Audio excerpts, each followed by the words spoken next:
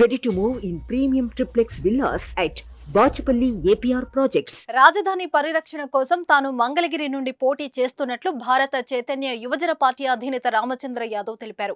Party అధినేత రామచంద్ర యాదవ్ తన సొంత నియోజకవర్గం పుంగనూరుతో వైసీపీలో కీలక నేత పెద్దిరెడ్డి రామచంద్రారెడ్డి పైన, ఇటు మంగళగిరిలో ప్రధాన ప్రతిపక్ష నాయకుడు చంద్రబాబు తనయుడు నారా లోకేష్ పైన పోటీకి దిగుతున్న విషయం తెలిసిందే.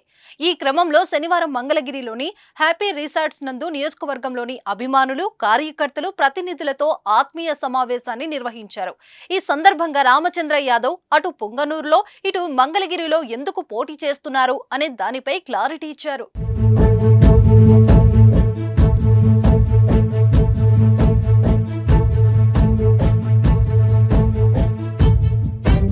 తమ పార్టీకి రెండు ప్రధాన రాజకీయ పార్టీలు సమదూరమని చెప్పారు. అందుకే వైసీపీలో నెంబర్ 2 గా ఉన్న పెద్దిరెడ్డిపై, ఇటు టీడీపీలో నెంబర్ 2 గా ఉన్న నారా లోకేష్ పై బరిలో దిగుతున్నట్లు తెలిపారు. అంతేకాకుండా సీఎం వైఎస్ జగన్ అధికారంలోకి వచ్చిన తర్వాత 3 రాజధానులు అంటూ రాష్ట్రానికి రాజధాని లేకుండా చేశారని విమర్శించారు. రాజధాని పరిరక్షణ కోసం మంగళగిరి నుండి బరిలోకి దిగుతున్నట్లు తెలిపారు. ఖచ్చితంగా 2 నియోజకవర్గాల నుండి విజయం సాధించి తీరుతానని ధీమా వ్యక్తం చేశారు. మంగళగిరి నియోజకవర్గ అభివృద్ధి కోసం పూర్తి స్థాయి ప్రణాళికలతో ఉన్నట్లు తెలిపారు రామచంద్ర యాదవ్. ఇందుకోసం నియోజకవర్గ మేనిఫెస్టోను రామచంద్ర యాదవ్ విడుదల చేశారు. నియోజకవర్గంలోని ప్రతి రైతుకి ఒక ఆవు ఉచితంగా అందిస్తామని హామీ ఇచ్చారు. నియోజకవర్గంలోని నిరుద్యోగ యువతకు నెల రోజుల్లో ఉద్యోగం లేదా ఉపాధి హామీ కల్పిస్తామన్నారు. ఇది ఒక ప్రత్యేక కార్యక్రమం అని చెప్పారు. ఈ పథకం ద్వారా ఆర్సీవై కాల్ సెంటర్ కి కాల్ చేసి పేరు నమోదు చేసుకునే వారికి నెల రోజుల్లో ఉద్యోగం లేదా ఉపాధి కల్పించబడుతుందని హామీ ఇచ్చారు. చేనేతలకు అండగా ఉండేందుకు మంగళగిరి కేంద్రంగా చేనేత పరిశ్రమ ఏర్పాటు చేయించడంతో పాటు జాతీయ స్థాయి గుర్తింపు వచ్చేలా భారీ టెక్స్టైల్ పరిశ్రమ ఏర్పాటునకు కృషి చేస్తామని తెలిపారు.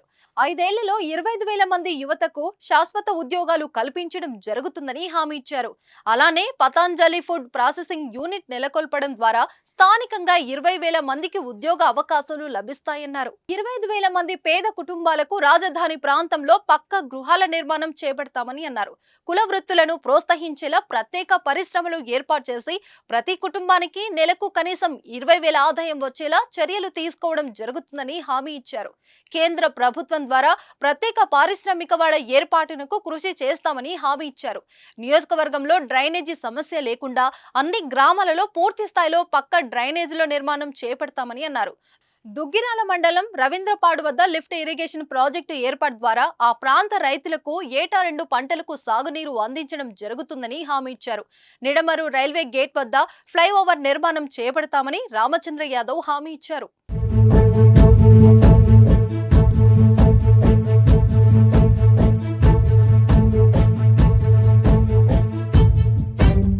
సుమన్ టీవీలో మీ పర్సనల్ అండ్ బిజినెస్ ప్రమోషన్స్ కోసం కింది నెంబర్కి కాంటాక్ట్ చేయండి.